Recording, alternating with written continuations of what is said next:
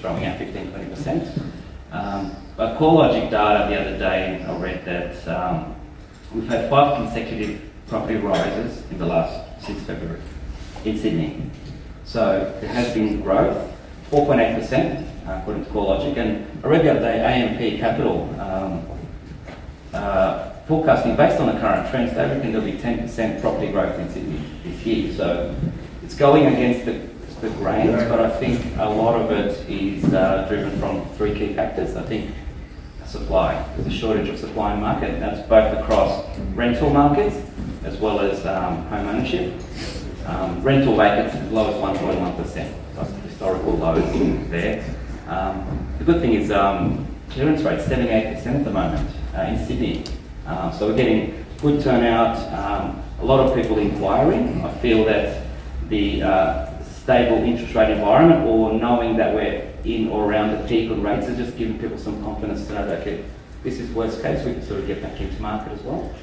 But I think the really big issue that's going to keep on pushing property, and Marta mentioned this earlier, just that the rate of immigration. You know, typically Australia brings in around 150 to 180 immigrants each year. There's an expectation of 600,000. So that's going to put a lot more pressure on the rental market. It's going to be a lot more pressure on the housing market, and I feel that you know, that'll start to bring in obviously new buyers in the market with deep pockets, as well as some property investors, because you know the rental pressure will sort of potentially see some rental rises in the future. So that will probably get some property investors back in market. So overall, I think the property market seems to be in a reasonable state. Doesn't definitely discount the affordability issue, but I feel that there are some signs that it's recovering a bit. Labour market, I think this is an interesting one because in the recent budget, we're sort of at less than 4% unemployment, which is really strong to Australian standards. And I think that'll really put some pressure on real wage growth, sort of looking at 23–24. They don't feel that that'll push pressure on inflation, but I feel that, you know, we should see some wage growth sort of coming, real wage growth sort of coming next sort of 12 to 24 months. I'm not sure how the immigration will impact that, but there are some sort of signs that we'll get some wage growth. Now, how that all sort of fits into the broker proposition, we're currently sitting at 70%, just shy of 70%. The MFAA, we issued a report this morning just with the statistics of the last 3 months. 69.6% broker market share, the highest market share the brokers ever had. A very small increase since last year, like 0.1% increase in broker market share. But what the interesting part is that the whole lending market contracted by 10%. Overall, but the broker seemed to have maintained and grown that market share a little bit. But you know, going back 12 months prior to that, we've had 12% growth. So broker proposition very strong. Definitely, you know, there's other sort of little infographics I have there. Just really show that it's definitely a viable proposition. Less than 0.3% of national calls to the debt helpline are coming through the broker channel. So brokers are putting in quality business. With very low complaints, 0.5% of complaints to AFCA coming through broker channel, and 82 NPS. So very satisfied clients, low delinquency, low complaints, really viable broker proposition in markets.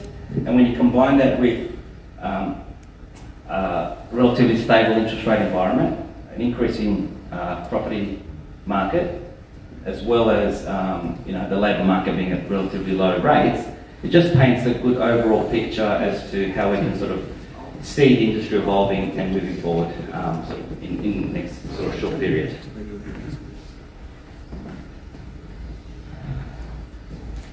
Now this next slide, there's a lot in here, and I don't need to talk about everything, but really I just wanted to focus on a couple of things. Really just touch on a couple of things that we're doing at industry level, at the MFAA, some of the representation advocacy we're doing in market. And I really want to focus on where the industry is focused at the moment and what some brokers are doing to combat some of that and really to step into the conversations that need to be had at the moment. Advocacy, that's probably one of our biggest roles that we play. You know, we hold a lot of forums with all the key industry partners. We have a forum with the aggregators, with the lenders, mortgage managers, and regulators. And we have these forums on a regular basis, and we talk about the issues that are currently in market. You know, be it, I know the one that's on everyone's mind is clawbacks. That's one that is consistently raised, but also I think the key thing is how do we elevate the broker industry, how to make it a viable model to sustain and grow moving forward. So we continually advocate, and the key thing is really advocate for our brokers and their clients. And we really want to make sure the broker proposition is front and centre in every conversation we have. We want to represent the broker market, and because we feel that the broker market is the pinnacle in the lending environment at the moment. And I think probably the other bit, the highlight of the value of brokers. So we do invest a fair bit into the proposition and market the broker proposition. Most recently, in the last couple of weeks, we launched a digital marketing campaign. It's going to run over 3 months. Across all the socials, Facebook, Instagram. It's going to run, and the whole proposition there is promoting MFAA members to the market, how clients should approach an MFAA member, and talk to them about their financial needs. So far, we've had in the first week we had 600,000 impressions and 2,000 directions into a website that we host, where we host all the brokers' contact details. So a client can go there, read all consumer content around mortgages, how to refinance and get a better deal, and then they can search an MFAA broker and make contact with them. The campaign will run for 3 months, as I said, and we're expecting about 4 million impressions across the board. Then we'll sort of get some feedback, and if there's something that our members definitely value, we're happy to continue to invest in promotional lead generation activities to get some more business for our member base. One thing I probably want to mention, just industry focus is probably some of the key things that we're seeing at the moment that have some contentious issues. I won't start with clawback, I'll get to that, but I want to start with the, I guess, the discharge and retention. I think a lot of that sort of feeds into the clawback and cashback, but what we're sort of seeing now, you would have all noticed, is that a lot of lenders have changed a lot of the discharge processes, making it ultra difficult for the broker to represent the client, so removing of discharge forms, making the client contact, and that gives them the opportunity to retain the client. Our view is that is to a degree anti-competitive or not in the client's best interest. We want brokers to be able to represent the client in the activity of moving the loan. So we're definitely having those conversations at our forums and also up to regulators to make sure that what lenders are doing in this process is definitely not anti-competitive, and it is assisting the client to be able to get a better deal in market. That's a current practice that we're across and really focused on. The clawback and the cashback. So this is one issue, and I think they both sort of come together in one bundle because the cashback itself has been an inducement in market for people to proactively seek to move loans around, and then obviously the unintended consequence of that is being a clawback that happens. With some of the major banks coming up of late, CBA, NAB, sort of removing some of these cashbacks, I feel that that's going to stem some of that unnecessary inducement in market for clients to have to move. So we feel that clawback will sort of ease off moving forward. But once again, clawback has been an issue in this environment for quite a while, and we have been representing this on many occasions to all aggregators and lenders to try and get a viable, sustainable position moving forward. I personally feel that the tide is changing on this, and I do expect to have some kind of shift on the clawback position with some lenders over the coming months. So this is something to sort of wait and see what happens, but I feel that all the lenders are getting the feedback and aggregators, and I feel that there will be a slight shift. We don't know where that will land as yet, but I feel that there needs to be some more equitable, sustainable position where if the lender wins, the broker wins, and the lender loses, the broker loses. At the moment, it seems to be a bit of a disconnect in terms of how lenders are remunerated versus how brokers are remunerated, especially that initial 12 months. But I think one of the key things here is, and what we sort of see a lot of brokers focus on at the moment is, what are some of the things that brokers can do in the market to offset some of these, revenue pressures that are happening. So obviously clawback is an issue that's generally out of the broker's control. So, they do their best to retain the client and minimise that, but, these things do happen. So what are some of the things that I'm seeing in market with other brokers to try and help the broker focus on more things that are in their control and mitigate some of these, expenses that aren't necessarily coming through their business. So one of the things that I'm sort of seeing is, I'll get onto the prospecting efficiency, but I feel that at the moment brokers are really focusing on diversification is one that a lot of brokers do sort of tend to spend a little bit of time in, and a couple of the partners you've got here can definitely help with that. But the insurance, they're just really focusing on other lending, commercial. So it's really good for a broker to be able to step into this space and really hone in on the client base that you currently do have to be able to increase the share of wallet, as it were, or the income that you can generate from that one client. Really helps on that profitability side, and then so you don't have to, especially if you deal with referral partners, you don't need to keep on paying referral fees to attract new clients, but you already have a good client base that you can do a lot more with. So I think that's a good one. But the other one that, and we had a good chat with Martin a bit earlier around, I feel brokers should really step into the space of charging a fee for their advice.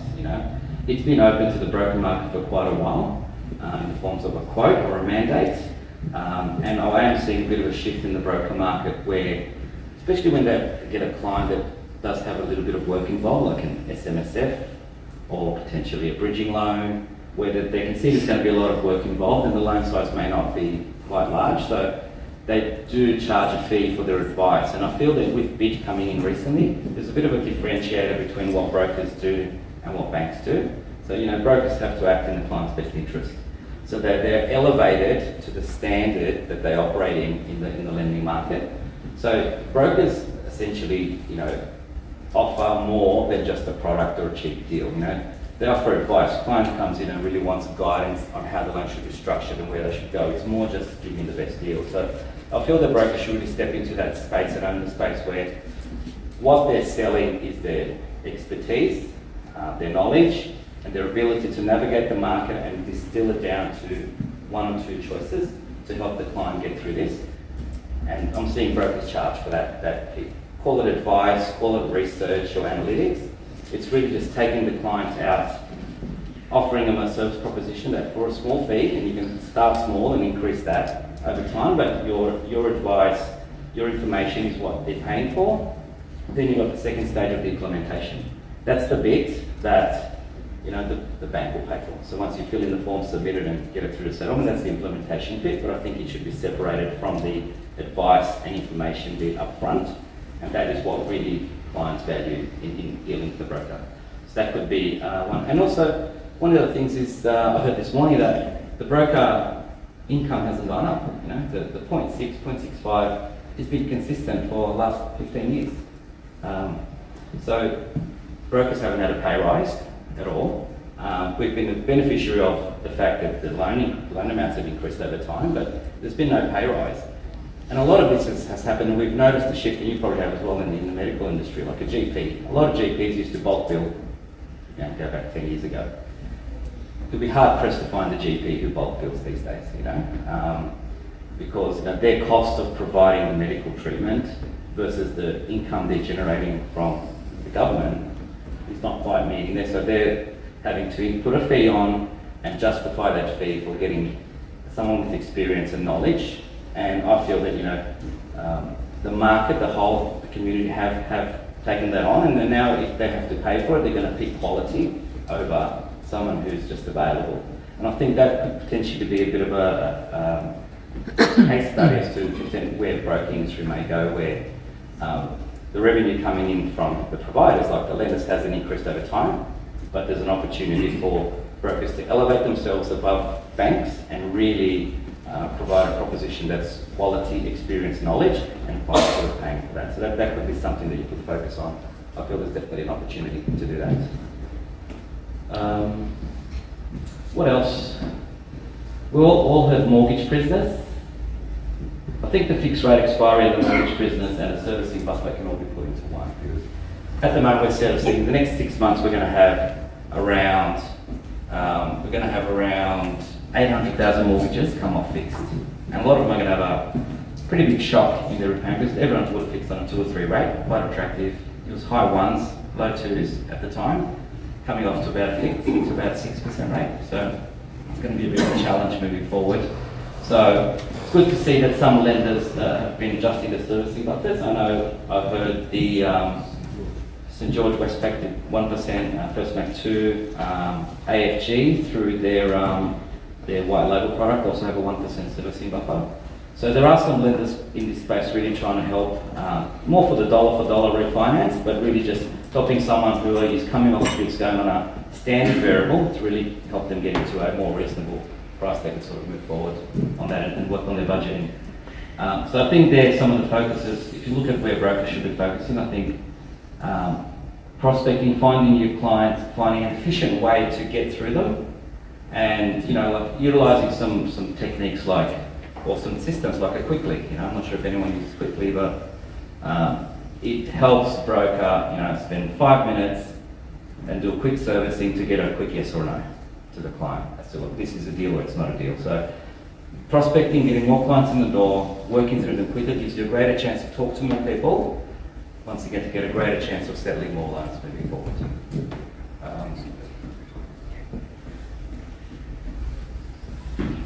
That was sort of the main stuff I wanted to talk about, but we have at least 5 minutes, and I really wanted to throw to the room. Well, anyone? Yeah, if I could just ask you a couple of questions. Firstly, in relation to brokers charging fees, is that limited to ACL holders? No, it can also be by credit reps, and I suppose they would need to talk to their ACL in relation to doing that, would they not? Yeah, so in obviously responsible lending, there's no legislation that says that you can't charge a fee. A lot of this, the quarantine or the control over that is generally by the licence holder. So if you are a credit rep of a licence, they would have a standard and terms around how you would do that. Okay. The acceptable, I guess the legislative approach is that you have a quote. As long as you give the client a quote and indicate what their fee is, you're covered from a compliance point of view. Okay. The other thing that I think that we need to be very wary of, and we've got the FBAA, we've got the MFAA, both representing us brokers, is that that's not perceived by the lenders saying, oh, brokers are charging a fee, or an upfront sort of assessment fee, for them to then revisit how much they currently pay us. Because as you did mention, as you and I have spoken about, the amount of work is probably since 15 years ago close to quadrupled. And we are free labour to many lenders, even now right up till settlement. You've got lenders, solicitors representing the lender coming back to the broker and asking the broker to chase this document and chase that document. We're free for them because our income is set. So I think it's important if we're starting to go through that is not seen as lenders being able to say, oh, you're charging a fee, we're going to drop our commission. It's really in the fact that we are now doing 4 times the work. Yeah, absolutely. It's a lot of work goes into that, and brokers now having to elevate themselves to being in the client's best interest does add that extra layer of obligation, compliance, and responsibility. So it's only appropriate that brokers do charge a fee, income for their work, and to your point, Is there anyone else in the room that would like to answer a question? Here we go, Peter. Hi. The customer repricing and mortgage prisoner issue is directly related to retention. And a lot of lenders still, the day a loan settles, will not then deal with the broker after the settlement, which I think is a shame. Because part of our job, I think, and one of the reasons we earn trail is to service our clients on a continual basis. And if banks were to really embrace retention, it would be to allow the broker to have conversations with them at any time about that customer. So my question for you is, in these panels that you're, I don't know if you're part of the lender panels or whatever, but are there conversations around giving the brokers more look through? I know there are lenders that are doing a great job doing that, and it seems to be opening up. But are all lenders now having this conversation about how do we really make the broker part of that retention process? Yeah, absolutely. I think it is something, and that's a really good question, because retaining a client on your book, as well as retaining a client on the lender's book, we're very aligned with lenders on the outcomes there. So anything that we can do to support the client to stay on is a good outcome. Obviously, the customer needs to be, on a competitive interest rate and, acting in their best interest. But, you're right. There are a few lenders who do that well. A lot of it is through the non-majors and people and lenders who don't quite have a branch access, so they're really engaged with the broker market. Some of the other guys, I know Macquarie and NAB do that, but other ones, I think there's a lot of system restrictions in sort of how they do that. It is an ongoing conversation, absolutely. We want to make sure that broker is seen as the conduit and the key person to represent the client to the lender, and not merely an introduction. Just the broker is the person that you contact to anything. Probably do one final question. We've got about a minute to go. So. Yeah, just a quick question. Are there any banks on the MFAA as members, and would that be a conflict of interest for the MFAA itself, because it should be representing brokers, not just lenders? Sorry, can I get you to rephrase that again? Okay. Is there any banks, or whether major or minor, that are members of the MFAA, and if so, is there a conflict of interest for the MFAA, because they're supposed to be representing brokers rather than lenders? Yeah. So to answer your question, yes, there are lenders who are members of the MFAA, but our industry body is purposely established to represent brokers. We're the industry body for the mortgage broking industry. We represent brokers, their interests, to the industry partners we have, which includes aggregators, lenders, as well as regulators and government. So there's no conflict. Any lender can join the MFAA as a member, and they can sit on the table with us and talk about how we collectively support the broker proposition moving forward. Okay, Bob, thank you very much. If you give Bob a hand here.